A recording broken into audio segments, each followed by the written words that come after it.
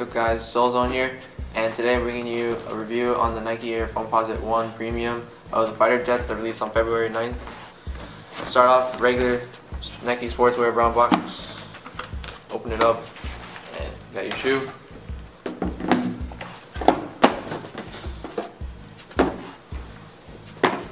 And as you can see, they really did a good job on the camo, and it's the first time Nike's ever done anything on foams with camo.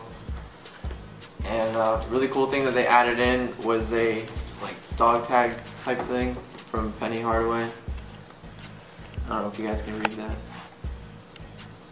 Yeah. And on the sides right here on the eyelets it says danger, and on the inside it says no step. Insoles are pretty cool. It says danger as well, and these little lightning bolts on the tongue. They added a red carbon fiber this time.